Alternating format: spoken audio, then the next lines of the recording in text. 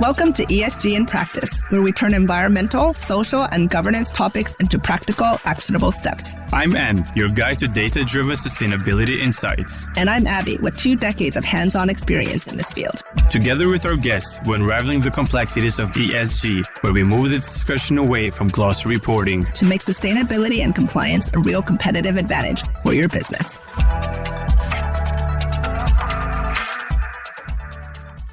Our guest is Øistein Jensen, Chief Sustainability Officer and Executive Management Team Member at Odfjell. I consider Øistein a sustainability thought leader. We both experienced the rise of sustainability at the Big Four almost a decade ago, while he was at PwC and I was at KPMG. If you don't follow him on LinkedIn already, you should, as he shares interesting information about sustainability, especially in relation to the Maritime Anti-Corruption Network, MACN.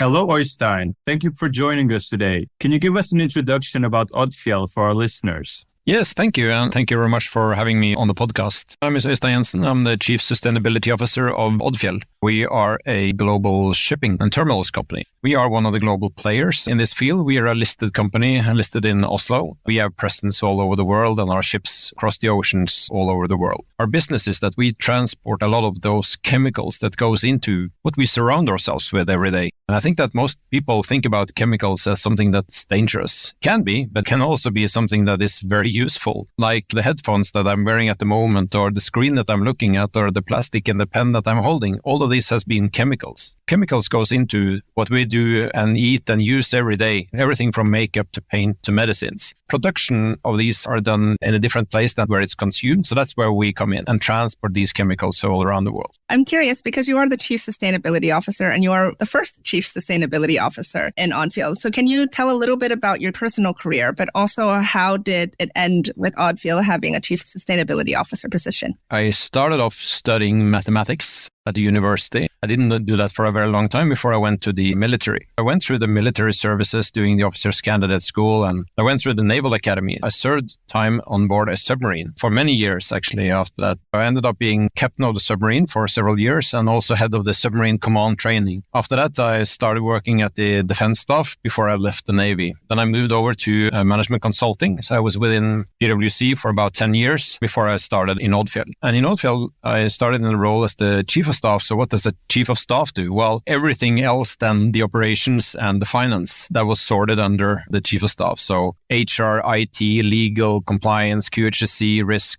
sustainability, all these were a part of the chief of staff. The control span of that is quite wide. You started working with ESG topics at PwC, correct? Coming from PwC, we started focusing and working on sustainability at that time. And that was very much compliance driven. Some of the most mature investors and banks and companies, they wanted to do some assessments of sustainability. So that's what we did. And we tried to create that market, but it was a real uphill. There was no big market at that time. I was in PwC from 2006 to 2016. I think we were 3-4 people that was working on it, not full time either. If you go to the big fours today, there are hundreds of people working on sustainability. They're working what we call the governance risk compliance area, focusing on risk and sustainability as well. Brought that with me into the chief of staff role in Odfjell. How did the chief of staff role change after you joined Odfjell? In 2020, we saw that there's an increasing attention to what do we do with regards to sustainability, with what we do with our impact. We also think that there's an upside to that. So we decided that we're going to take away a lot of other roles that I had at the moment and to allow my role to focus on sustainability. And the benefit was that I was already then a part of the executive management. When I talk to other sustainability officers, they also discuss how to get a seat at the table. But I was already on the table at that time. And that was the first time we did it. And I think that not many larger companies at that time established a chief sustainability at the executive level either. That was in 2020. And since then, I've been focusing on having the overall responsibility for sustainability within Odfjell, focusing on strategy and targets and risk mitigating actions, reporting. The ESG topics has just been doubling every year. It is true that Odfjell is one of the first movers in having ESG at the executive level. I see this in a few companies and have been in a similar position, but unfortunately, it's not very common. You're also the chief compliance officer, correct?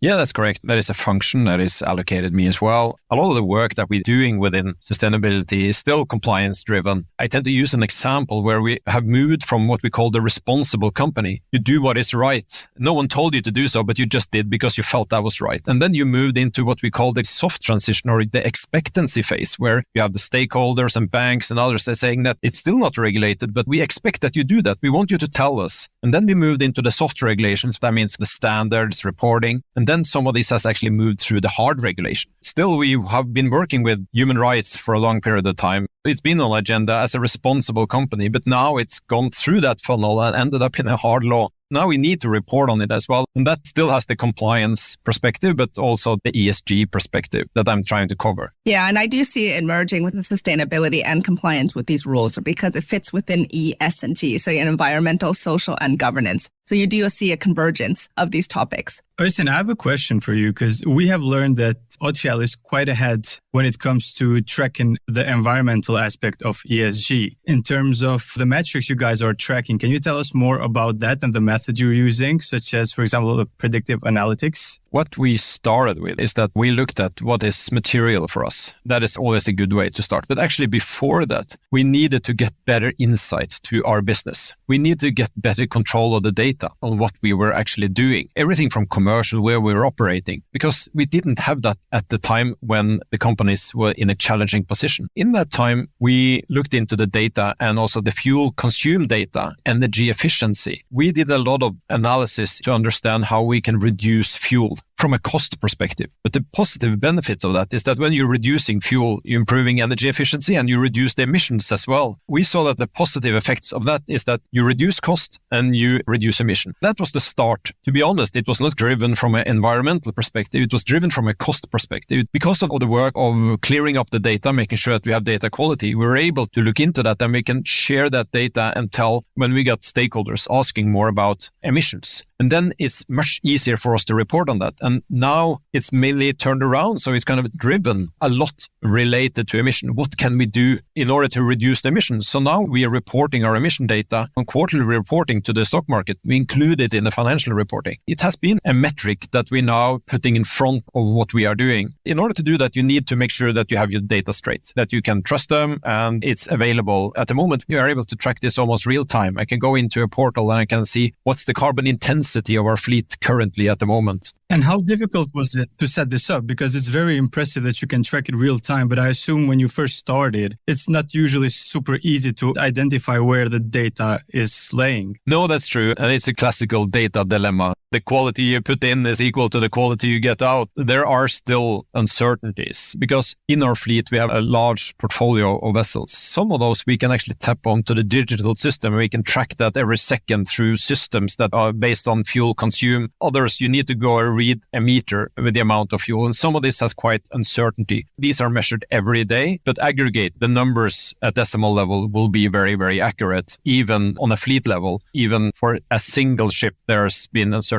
But what we also did is that we have established an own quality team that actually looking into the data, looking at clearing the data every day. And they get alarms if they see that something is wrong and they call the vessel and ask what's happening here, why is there inconsistency in the data? Because that has been essential for us to have this data here, because we use the data not just because it's nice to look at and share, but we use it also for decisions, and then it needs to be correct. What I see in a lot of companies is that they'll just report to report. So you can have 10 years of carbon reporting. That's great. And it's put on the side. And then they keep reporting every year. But you can actually take it and save costs and run your business with it. So I think that's really great that you're actually using it as a strategic business driver rather than just something to report. And I think the industry needs to move in that direction. For us, it's an integrated part of the climate risk. We do a climate risk assessment. We use the kind of methodology developed by the Task Force for Climate-Related Financial Disclosures. And we looked at, okay, what's the direct risks that we are exposed to and what's the transitional risks that we are exposed to? On the other side, what's the opportunities? The finding these goes into our strategy. This drives fleet renewal. It drives develops a fleet transition plan, the company's overall transition plans. For a transitional risk, as an example, we carefully monitor all the new regulations related to emissions, ambitions from the IMO, etc. That's only on the climate side. Then, of course, if you're moving into the social and governance side, you don't have that amount of data, that kind of data. In some areas you do, for example, within safety and diversity, but in other areas it's more challenging. You need to try starting. And when you start, it's easier to develop quality data. We do see a lot of work that's being done around environmental and carbon reporting. And now, like you said, it's now going to S and G. And how do you actually quantify that? Now in Norway, there's the Norwegian Transparency Act, which a lot of companies are focused on. And that's also related to the EU CSDDD that is coming out too. So other EU companies are also looking into their human rights and into their supply chain. This is a relatively new area within Norway. I think a lot of companies are trying to figure out the best way to approach this. So we'd really love to hear about Odfjell and what you guys have been doing around the Norwegian Transparency Act. I'd like to start with a story there. When I started in Odfjell, we got this external analysis. So you get the companies like Sustainalytics and ISS, Governance, MSCI, and those companies. They screen you and rate you without you knowing. And suddenly we came over this report from Sustainalytics, and we saw that we got a kind of moderate scoring there, and was not very happy about that. We were scoring 0 on child labor. And they said, why do we get the 0? We don't do any child labor. And they do their assessment on what you're actually disclosing, what you're telling. For the next year, we turned it around and said that, okay, we have done our risk assessment. We see that we are not exposed, and we have taken following precautions that we already did as well. And that was a change of mind for me, because we saw that there's attention to what you actually are reporting, and that demonstrates the value of reporting. Of course, we did not do child labor because we have taken all these actions not to do that, but we haven't told anyone about that. We also are signatory to the Global Compact, the principles of the Global Compact. Many of them are related to human rights. And when you sign up to something like that, you need to understand what I have signed up to. So we spend a lot of time going into the fundamentals of human rights to understand what does it really say, what does it really mean for us. Initially, it was very much reporting driven because we need to report on this. We also realized that we were actually more exposed, I would think.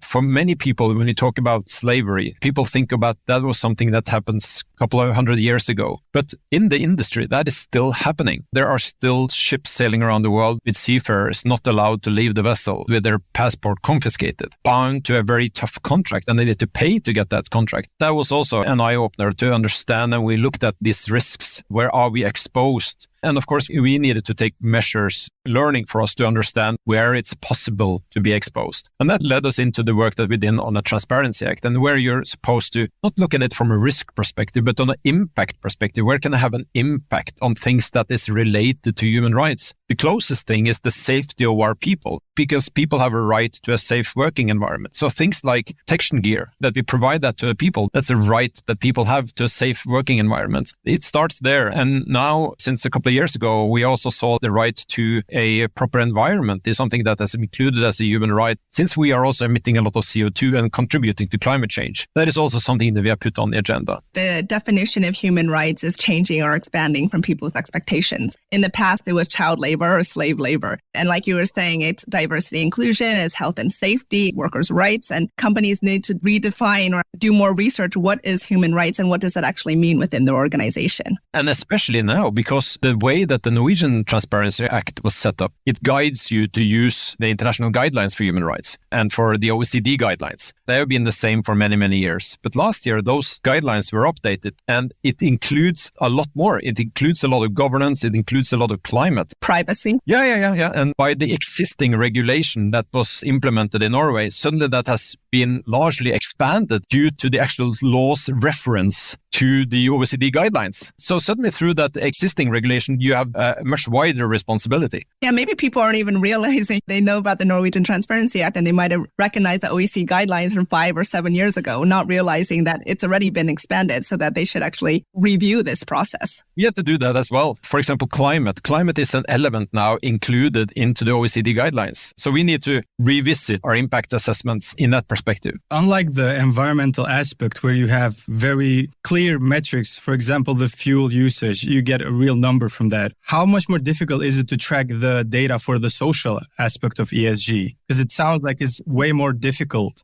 it is much more difficult. It's more quality-based. And as a part of the regulation, we have to disclose the way we are working on this. So all the information that I'm talking about now is available on our website. We need to issue the statement report on how we're working on this as well. What we did is that we're looking again at impact. How exposed are we? What's our leverage? How connected are we to the actual possibility for having a negative impact on human rights? What we did is that we looked at areas where we are operating, what countries are we, and what activity we do there. The countries where we're operating, how is that country rated against multiple different indexes on human rights? That gives us not a clear metric, but we're looking at where we are and how exposed are you. And then we looked at trying to measure the risk. And some of those things that came high on the list and area of impact is related to people in the value chain. You have shipyards in different countries. If you go to China, Southeast Asia, Middle East, we have all heard the stories about people in the value chain and the workers there. That is something that is on our high on list because the countries have this rating on the indexes and we know that we have activity there. To your question, there's not a very clear and good metrics. Some of the social metrics like diversity and sick leave and things like that, it's easy to collect, but human rights impact, it's much more challenging. And I think this is a developing area, one, just because Norwegian Transparency Act is relatively new, so people are trying to figure it out. And I do think when the EU directive is approved, more people are going to be asking these questions and more people are going to be trying to find a way to quantify this. And you also see this in the governance side, on the G side too. You've seen so much development in the E, and then now everyone's struggling a little bit with the S, and then you're going to also see this coming with the G. When we're looking at best practices, standards, tools, etc., it's not there yet developing now, but I think that will almost explode when you got the CSDD up and running. So the CS3D or DDD, I think that the implementation date will be in 2026. So it's still a little bit time ahead, but we are not too concerned about that because the existing Transparency Act will mainly cover that. As far as we have seen it, there's maybe slight differences. So we're more interested in to see what the Norwegian regulation would do with regards to implementation of the 3C, the EU directive and the existing regulation. Whether some of them had to go, I don't know. Norwegian companies are, I guess, lucky or unlucky, lucky that they have to go through this or unlucky that they have to go through this first, but then it's going to make the next process for the EU directive a lot easier because they've already been through the process. How does the collaboration between your data team and the sustainability team work? Who is driving the innovation in the ESG metrics? We don't have an ESG team, and that's very deliberate. My role is to be an advisor and driver and strategist for all our departments. What we do is that we discuss and look at risk and impact, and then we set ourselves some targets. We need to look at how do we collect data in order to support measuring progress on those data. The work that we did back in 15-16 to clear up everything. So now we have a lot of work to ensure quality of our data and accessibility of the data. Everything is moved to the cloud and accessible and with a very high quality. And it's also much more easier for everyone now. We are developing various different dashboards that we aggregate. We have pushed the performance team a lot. They always tired of me calling to ask for all of these details, but now those data are available to me. I can just log on through my phone actually to see some of those data, as I said, at least on a daily basis. We see the technology advancements over the last years with cloud, with SaaS, and with low-code, no-code that allows for companies to be able to have this oversight a lot easier than it was maybe even 10 years ago when you had to have these huge enterprise solutions that make it difficult and costly to be able to manage and not necessarily real time. Also, it's internally driven because it's easier for people to do it themselves. So I'm not the big driver for this because you have those ambassadors in the organization. They're able to do this. They can get this data and they can provide this information. And they see that if they can measure this, then they can measure this, and then they can report on this, and they can improve the decision and improve performance of what we are doing. It's a kind of a self-enhancing wing wheel there. And the speed of that is just picking up, especially now when we saw more easier with the low code, we have access to quality data. Since we're on the technology topic, I want to address the elephant in the room, or in the world actually. I want to talk a little bit about AI. Are you guys using any AI in your sustainability initiatives? Or thinking about it? Yes and no. I'm a very frequent user of the ChatGPT, of course, and trying to understand what it can do and what it cannot do. And it surprises me every time. It emerged a year ago on our risk mapping. We saw that the risk of misinformation, the risk of related to fake news, the risk of ungoverned AI, that is still very high on our risk list. We looked into what's the risk, what do we need to do, what's going going to be our policies. We have launched internal policy on the use of AI because today you can take, let's say, a financial reporting worksheet and you can upload into AI and it can do fantastic things. But where does this data end? Who can see it? First of all, from a privacy and confidentiality perspective, it was important for us to set some initial guidelines on that. So that's what we've done. And we also created an AI task force, multiple discipline people put together in an AI task force, and where sustainability is one of the tracks. So the ambition is that we can develop an AI strategy with relevant use cases, and that's our plan for this year. So yes, we are using some of the functions there and trying to learn and encourage people to do that. We have set the boundaries and regulations in order to how you can do that, but the clear use cases is still in progress. Since you also have done so much work on the data side already, it will be easier for you to find more use cases for AI because your data is already structured much better than somebody who hasn't even looked into this. It's very hard to jump into AI when you don't have the data readily available or in a good structure. Is there any area that you would wish you would have more data in that you don't have now? As I mentioned, some of our ships are older and some are newer. And the older vessels, they don't have the infrastructure. Some of the new ones, they have all get this information digitally available. IoT, yeah.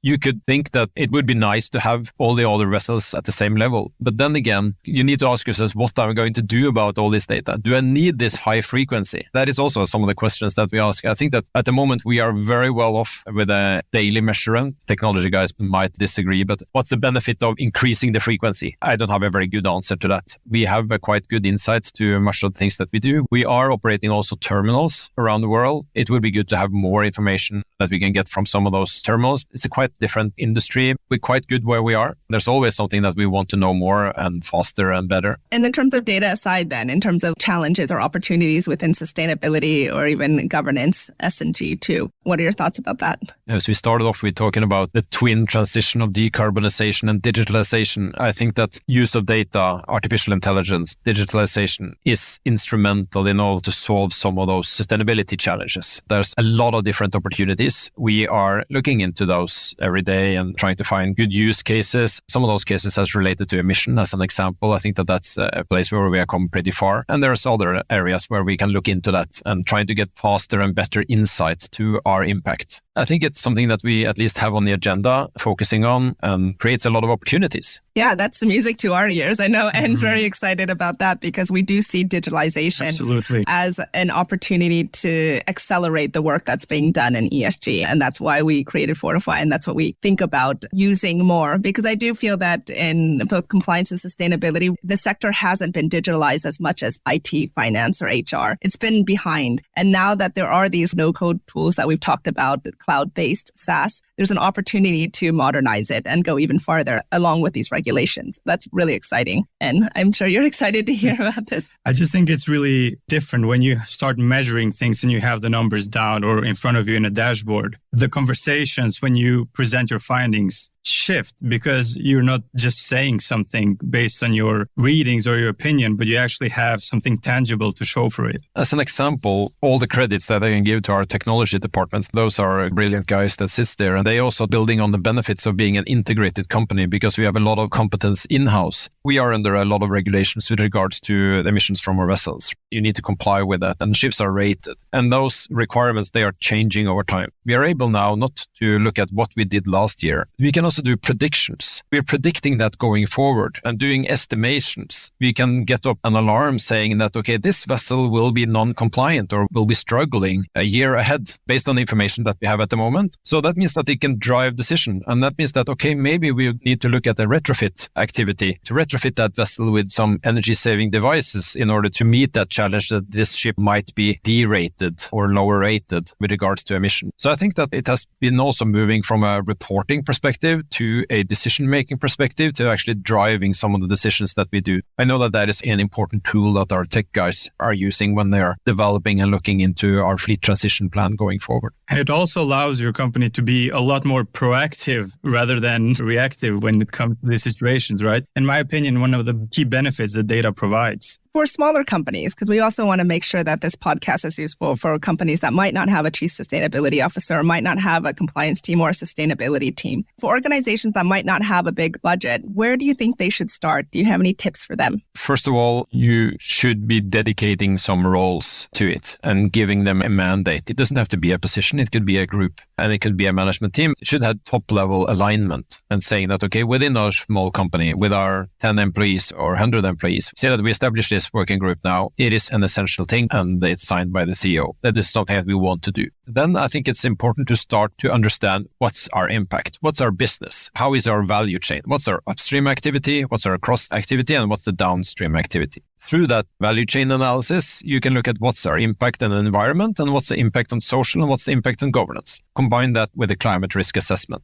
How exposed are we with regards to a changing climate? And what's our role? What's our impact on climate? What's our impact on nature? When you start there, it's easy to identify actions that you either are doing or you probably should be doing. Yeah, we had a previous guest who had a similar thought. To summarize, what you're saying is to do a double materiality or even a materiality in the beginning. If you're a 10-people company, I wouldn't advise them to start looking at the DMA, the double materiality assessment, or ESRS. We have just completed one. It's quite complicated if you want to do all the regulations. I would start with what's our impact on environment, what's our impact on social, and what's our impact on governance. How do we impact these and does it impact us? I think that's a simplified form. Very, very, very simple materiality assessment. And then you might come up with some points and then you can start there. Are you able to talk briefly about your double materiality process? We have done that for a couple of years. And last year, we also did a double materiality assessment. First of all, we did a form we sent out to the different departments and we asked them, what is material to you and your stakeholders? And the problem there was that we got so many different answers. Let's say climate change as a topic. When we asked our banks about that, they put it very, very high. When we talked to our customers, they didn't care. The answer then was 5 on a scale 1 to 10. So 5 is not correct for those stakeholders and not correct for that stakeholders either. So that mathematical approach, we couldn't do that. It ended up with a quality assessment where we assessed, does it have a large impact or a little impact on us? And then we tried scoring that. Another experience is that being a listed company is subject to audit. We identify the risk related to stranded assets. That means that our vessels probably could not trade because they have old technology combustion engines. So it's a risk that you cannot trade. But if that risk is there, then it means something to the impairment assessments that you need to do in your accounts. Those needed to be aligned. We spent a lot of time on that last year to making sure that the impact assessments that we did, the risks assessments that we did were also aligned with the financial risks and the impairment assessments that we need to do. We say it's a risk that the ship cannot be traded for the full life. That means something for the value assessment. For this year's double materiality assessment, we have used the ESRS guidelines. We have mapped all the value chain. We have used also the topics identified in the ESRS standard. And I think that there are about 89 different topics. In our value chain, we identified 30 different steps in the value chains. And for each of the steps in the value chain, you should measure them against that. So it means that 30 times 90. So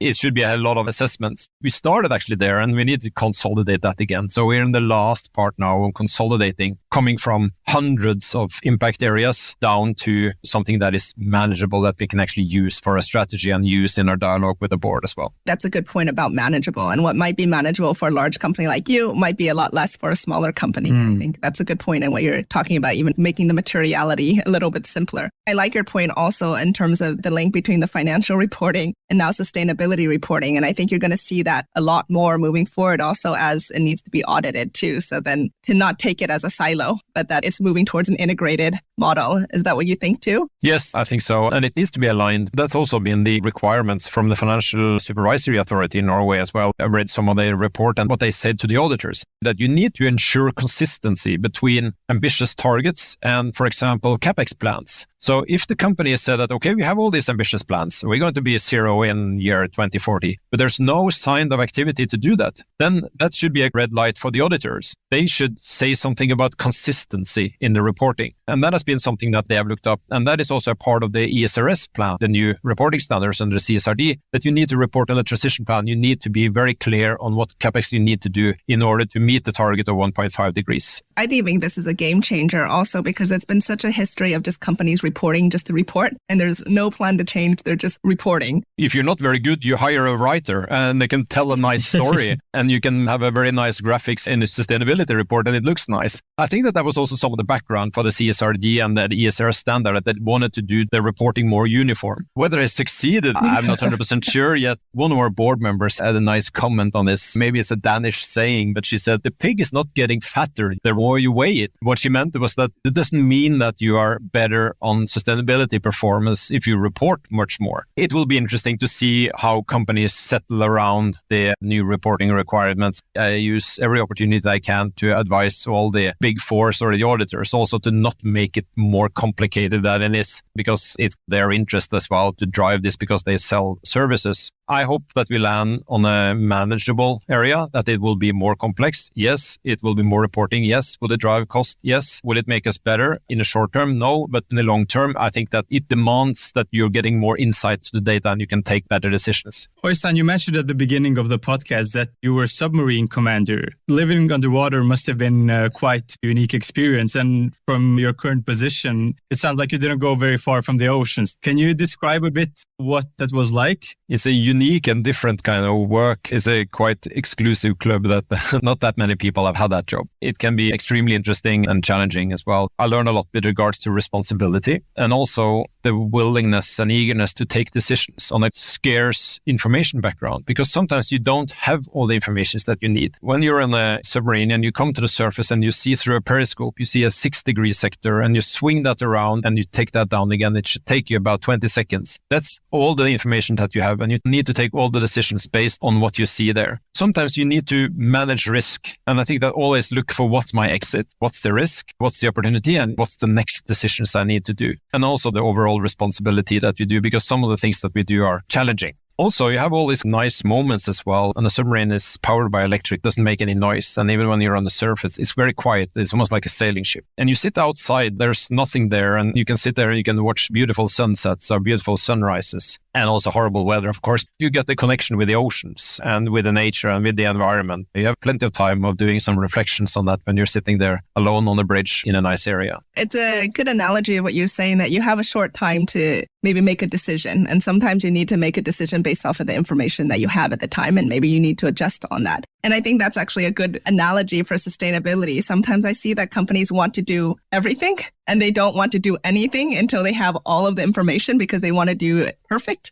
Like double materiality, I want to try to read the whole regulation and try to figure it out. I can't figure it out, so I'm not going to do anything. Sometimes you need to take that risk to start or to do something. This year, as one of quite a few companies, we did a nature risk reporting. We didn't really know how to do that, and we didn't have a lot of data, but we gave it a shot and started on reporting on that. The worst thing that could happen is that you say something that's not accurate, but then you can change it next year. So I think it's better to start going and actually telling what you do and tell what you know, not being afraid of saying that I don't have this information. Last year, we didn't have any Scope 3 emissions, and we said that, okay, we don't have this data. It's better to say what you have and what you don't have than just waiting. It's just like I want to buy the fastest computer. And there's coming a new one next month, right? So I need to wait for that one. I need to wait for the next one again. So if you wait for the perfect, you will never succeed. That's a great point. Great. All right. Should we go to the rapid fire questions then? Øistein, can you tell us one word to describe the future of ESG? I think responsibility. What's the biggest misconception about ESG? ESG is handled by someone else. It's handled by ESG or a sustainability department. It's seen as only a cost. I don't think so. I think it's a great opportunity also. What is your go-to metric for ESG or responsibility, success? We see that emissions are material. That's probably one of the most material for us. And that means that carbon emissions, that is the most material. And I would also maybe add engagement in the organization and engagement with the stakeholders. And what's the biggest challenge you have towards ESG implementation? Implementation of ESG is related to reporting. That is quite different from looking at ESG as a framework to identify risk and opportunities. It's about how do we make our business sustainable, focusing on the people aspect, on the profitable aspect, on the planet aspect. It is a challenge if you look at it from a reporting perspective, if you take that approach. What do you think is the most underrated aspect of ESG? That it can give a lot of opportunities as well. I always like to say it's a competitive advantage if you use it in the correct way. How would you describe ESG in one sentence? It was about the actions that we take today for a better tomorrow. On this podcast, we talked a lot about how ESG implementation is more important than the ESG reporting. Can you tell us why is that? ESG reporting is supposed to mirror your actions. And coming back to my analogy about the weighing the pig, right? The reporting is nice, but you should report the progress on what you actually are doing and what you actually are achieving. If you report on number X, and the number X is a good number or is it a bad number? And what was the difference from last year?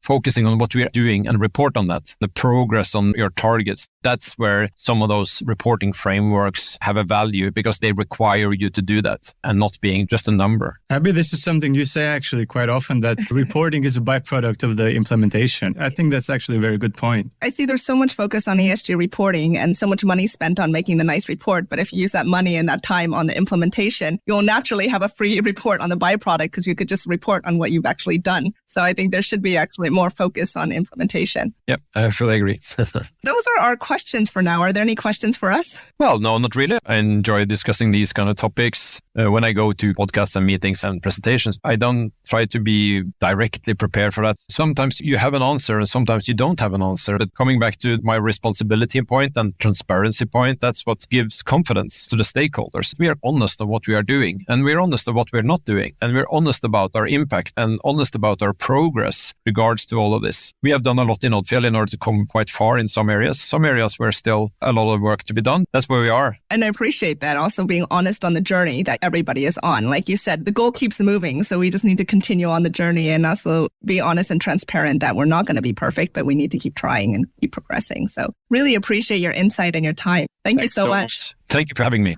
Thank you to all our listeners for your support so far. If you like this episode, we will highly appreciate you rating it 5 stars to help increase the reach of ESG in practice. And if you want to be notified when our next episode drops, please hit the follow button on our screen. I also wanted to announce the launch of a free online course designed to upskill sustainability and compliance professionals in data analytics and AI. If you're interested in joining, sign up for a waitlist at www.fortify.co, fortifai.co,